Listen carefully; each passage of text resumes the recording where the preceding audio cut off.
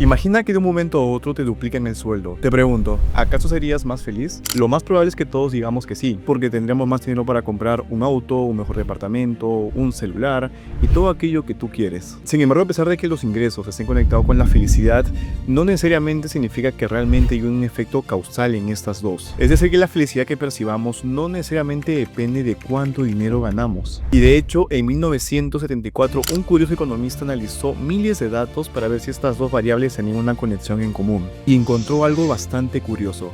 Vio de que a pesar de que los países crecían en ingresos, la felicidad no necesariamente lo hacía en la misma medida.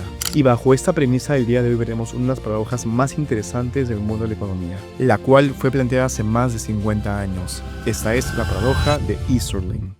Pero antes de explicar esa paradoja, veamos un poco la idea intuitiva detrás de esta. Primero, piensa en tu propio entorno. Imagínate o recuerda a aquellas personas que tienen más ingresos económicos. En general, podrían parecer que tienen menos preocupaciones. Pagan mejores servicios de salud, pueden viajar a donde sea, comprarse un nuevo celular, un nuevo carro, etc.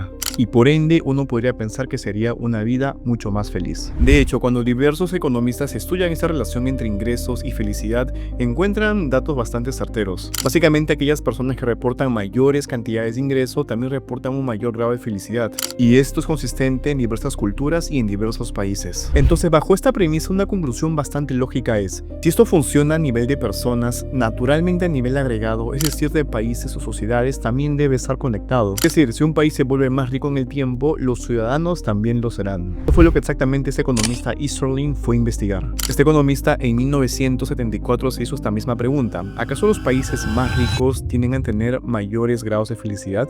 La lógica era bastante sencilla. Si un país se vuelve más rico en el tiempo, naturalmente también la felicidad debe subir en esa misma proporción. Sin embargo, Easterling, al ver los datos mucho más a profundidad, se da cuenta que este patrón no es tan certero. Primero, observa algo desconcertante en las comparaciones entre países.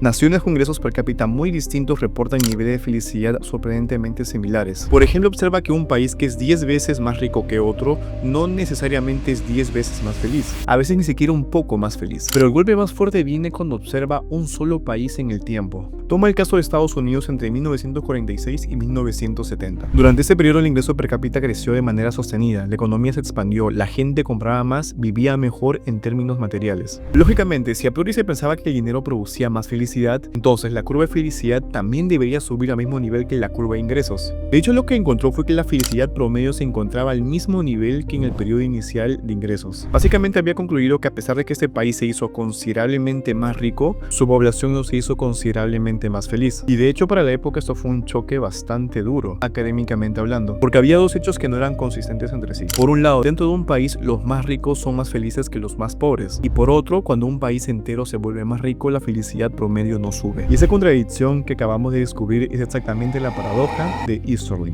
De hecho, tanto economistas como sociólogos y psicólogos han dado tres mecanismos fundamentales para explicar esta contradicción. El primero se llama adaptación hedónica. Imagina que de un momento a otro te suben el sueldo por 2, por 3 o por 4. El primer mes seguro estarás feliz. Compras un nuevo celular, un nuevo carro, un nuevo departamento, todo lo que tú deseas. Esa felicidad se siente inmediatamente. Sin embargo, a medida que pasa el tiempo, esa felicidad se va a ir diluyendo. ¿Y por qué pasa esto? Biológicamente el cerebro está diseñado para adaptarse a las cosas tanto buenas como malas. Por eso un incremento de ingresos en el corto plazo te va a hacer más feliz. Sin embargo, ese efecto con el tiempo va a ir cayendo. ¿Por qué? Porque será la nueva normalidad en tu vida. Básicamente, nuevos ingresos generan una felicidad transitoria, mas no permanente. La emoción se diluye y por lo tanto ahora requerimos más estímulo para alcanzar el mismo grado de felicidad. El segundo mecanismo es el ingreso relativo. Imagina que te construyes una nueva casa. A priori seguro debes estar muy feliz por alcanzar dicho hito. Sin embargo, luego te das cuenta que, por ejemplo, el vecino tiene una casa mucho más grande que la tuya. Esta comparación, aunque sea infantil,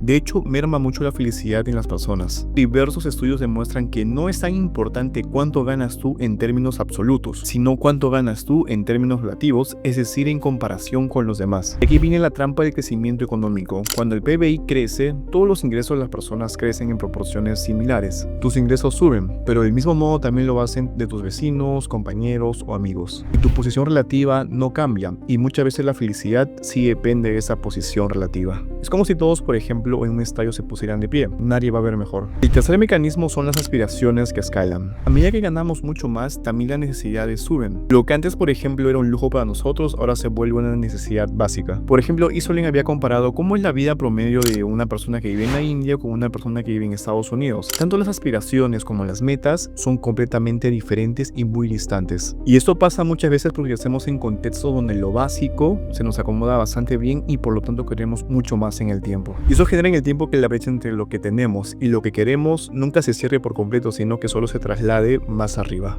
A pesar de que existen estos mecanismos que explican adecuadamente cómo se da esta paradoja, el consenso no es para nada claro. Pero en 2008, dos economistas de la Universidad de Pensilvania, Betsy Stevenson y Justin Wolfer, publicaron un paper que sacudió el debate. Los autores decían que Easterlin había llegado a una conclusión equivocada porque no tenía suficientes datos para afirmar dicha conclusión. ¿Y por qué decían esto? Porque ellos tenían muchísima más información y datos que habían juntado los últimos 30 y 40 años. ¿Y cuáles fueron sus conclusiones? Primero, que la correlación entre ingreso y la felicidad no desaparece cuando comparas países entre sí. Los países más ricos tienden a reportar mayor bienestar y esa relación se mantiene incluso cuando controlas por otros factores. En segundo lugar, tampoco habían encontrado un umbral claro donde a partir de este punto el dinero deje de tener efecto sobre la felicidad. Básicamente dice que este efecto marginal nunca era cero, sino que siempre más dinero eventualmente te va a dar mayor grado de felicidad, no importa cuánto tengas. A pesar de que hubo idas y vueltas en el debate, realmente nunca se llegó hasta el momento a una conclusión clara sobre este tema. De hecho, estudios recientes demuestran que el efecto de los ingresos sobre la felicidad depende mucho en qué país estés. Por ejemplo, en países donde la pobreza es mucho más alta, el aumento de los ingresos va a generar efectos muy positivos sobre la felicidad, porque de esta forma podrán acceder a mejores servicios de salud, educación, seguros, entre otros. Sin embargo, en países más ricos, el dinero o los mayores ingresos no son suficientes para llegar a una felicidad adecuada. ¿Y por qué pasa esto? Porque entran otros factores mucho más importantes, como por ejemplo la sociedad,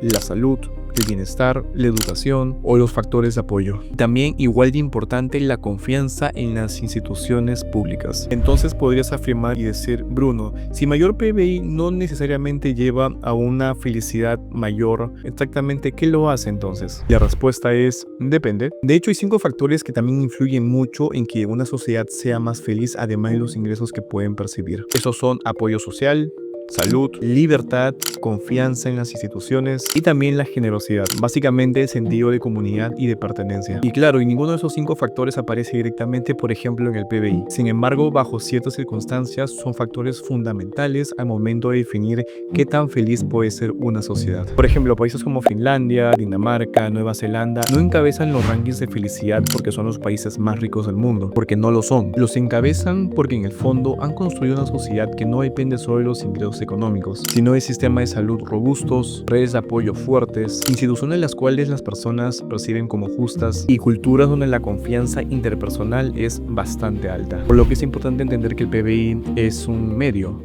no el fin. Si te ha gustado este video, no te olvides dejar un like, un comentario y compartirlo con todos tus amigos. Si quieres ver más temas de economía, desarrollo personal y otros temas adicionales, no te olvides de suscribirte a mi canal. Soy Bruno Villacorta, economista de profesión y divulgador por elección. Nos vemos en un próximo video.